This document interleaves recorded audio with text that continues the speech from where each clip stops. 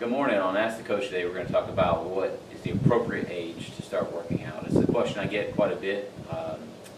There's a common fallacy out there that you don't want to work out as a kid because you can damage growth plates, so you can stunt a child's growth by having them lift weights. And the notion behind that is that the force is too high. That those growth plates can only handle a certain amount of force, and that if you expose them to too much force, it causes them to fracture and then solidifies, so then the child stops growing. So in order to really decide if that's accurate or not, you need to understand the forces. Now I'm going to try not to get too much into the numbers right now, but I have to go over a few to kind of put things into perspective. So the one thing that we all tend to forget is that force is mass times acceleration. Now, because of the types of levers that we have, our bodies are geared for high acceleration forces. They are not geared for high mass forces. So, for example, the tendon on the bicep attaches about 1 inch away from the pivot point here. Now, anyone who's ever had physics, you know that if you wanted that to produce a lot of force by moving mass, you'd move that tendon down here. So it actually onto the other side of the hand, you want it down here. Not very functional for being able to eat and pick things up and stuff like that, but you'd lift a lot of weight. When the tendon's up here close to the pivot point, the muscle has to produce a tremendous amount of force to move that hand. At least as far as when you're trying to move high mass forces. But high acceleration forces, it's geared for that. A small contraction in the bicep equals a very large, very fast motion in the hand, because it only has to move 1 inch here for that full motion, 1.5 inches. Okay, so a little bit more perspective. Let's look at a baseball pitcher. A baseball pitcher, let's say a guy who throws a home run on a fastball.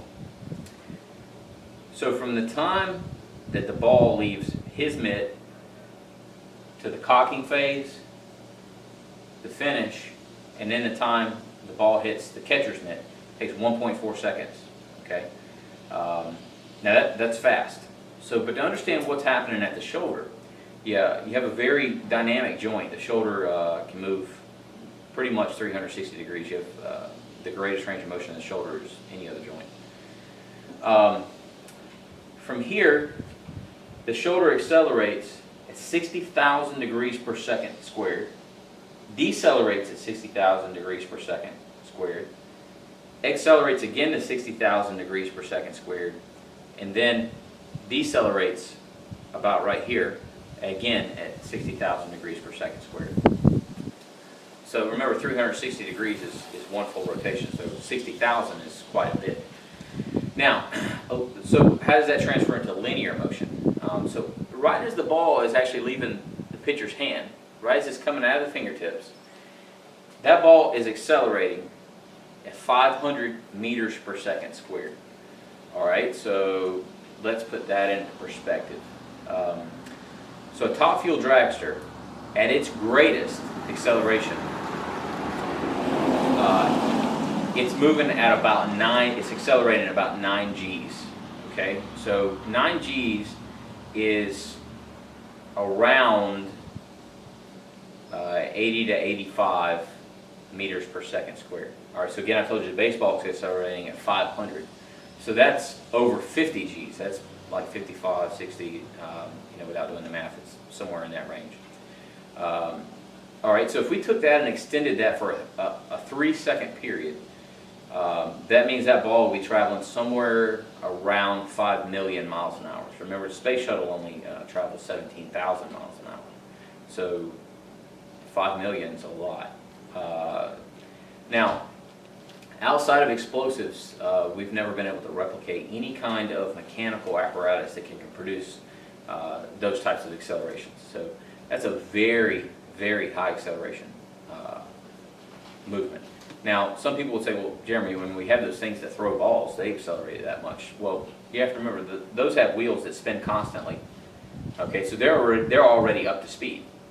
Now, they don't accelerate up to the speed at that rate. They come slowly. and then they hold their speed, and then the ball hits it and it shoots out. So the ball is accelerating at that rate, but it's not through something that happened in less than a second. They're already there. So again, the body is made for high acceleration forces. So if you look at squatting versus jumping, for example, so if we looked at a basketball athlete, let's say we had a 200-pound athlete who squatted 500 pounds, the force at the knee, if we're looking just at the patella tendon, the force over that patella tendon is around 3,600 Newton meters. Now, if we take that and put that same athlete into a layup, let's say he's running 9 to 10 meters per second, as he makes his layup, the force at his knee is about 30,000 Newton meters. So you're looking at around 10 times the force for a jumping motion than you are a lifting motion. Now the next thing is, okay, all right, so we know that you produce more force jumping than you do lifting something. Okay, great. And your body's made to do that. So it's just basic biomechanics. So, all right, well, what about kids? There's still a lot of force. Well, all right, they run, they jump. Those are higher forces. The second thing is children, one, they don't have the hormones. Two, their nervous system isn't programmed yet to be able to lift a lot of weight. So you're never going to find a kid who's lifting 2 times his body weight. Most of them can't lift their body weight on any motion, even after quite a bit of training. So some people say, well, there's no point in training them. They do get stronger, and the big advantage of training someone younger is that you are programming their nervous system for the future. So if you look at most Olympic weightlifters who go to the Olympic level, most of those guys started lifting when they were between the ages of 9 and 13. That's when they started doing their Olympic weightlifting motions. And it doesn't stunt their growth. You look at their families and you see similar growth trends, height trends that you see in their families. So, and these guys lift a lot of weight, as they get older. Now, when they're children, and I've been around kids who were competing in Olympic weightlifting, and the good ones, the really good ones who go on to the national level and win, they're still not lifting, much compared to their body weight as compared to, someone who's 17, 18, who's had a few years of training might be able to do. So the short answer is they can lift whenever. If they want to lift, then there's no reason for them not to. And in fact, there are a lot of reasons why they should. Now, the other side of that equation is if they don't want to lift that, I don't see any reason in encouraging them to do it. It has to be something they want to do. You don't want to torture them and make them do things that they don't enjoy, they don't want to do. I can tell you, if you do that, by the time a lot of parents will say, "Well, I'm going to have my kids start now because they're going to go get a scholarship." Well, you don't know what happens when they go into puberty. They may not have the genetics for it, and no one likes to hear that, but it's true. They may not have it.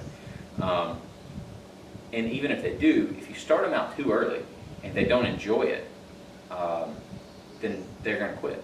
They're just going to not do it when they get older. So I would say if they want to do it, there's no reason for them not to. Send them on. The other thing is that a good strength coach is not going to just take a kid that young and just put them in the weight room. It's really important for those kids to be doing, I'm not a huge SAQ person, that speed, agility, quickness. There's a use for that. I'm not solely SAQ. You have some people that's all they do is SAQ stuff. There's a use for SAQ. It's particularly good with new athletes who are just kind of starting out. It's particularly good with children. So that's a good way to spend their training time, is to do a fair amount of SAQ stuff, doing plyometrics, things like that, quick foot ladders, working on coordination, working on programming their nervous system, doing speed work, and then doing some lifting. And a lot of their lifting, really body weight stuff, is probably sufficient for anyone under the age of 13, unless they really say, hey, I want to do Olympic weightlifting or something like that, in which case you've got to get them in there and start getting the reps, just so they learn the motion, even if it's just with an empty bar. So I hope that clears that up. Again, there's not really any age that's too early to work out if they want to do it. You don't have to worry about stunting growth. There's absolutely no research to suggest that that's accurate, so that is a fallacy. No data at all. And then secondarily, if you look at the data as far as the biomechanics, the forces are actually far higher with them jumping and running and skipping and things like that than they would be able to produce with lifting. So again, the forces are not high enough to cause any injury, so you don't have to worry about that. Hope that helps clear up this question of how young can my kids start working out, what's an appropriate age for them to start working out. And we encourage you, if you have any questions, just email them to us. Whenever we have something that's frequently asked, we're going to address it in the Ask the Coach section. Have a great day, and we'll see you next time.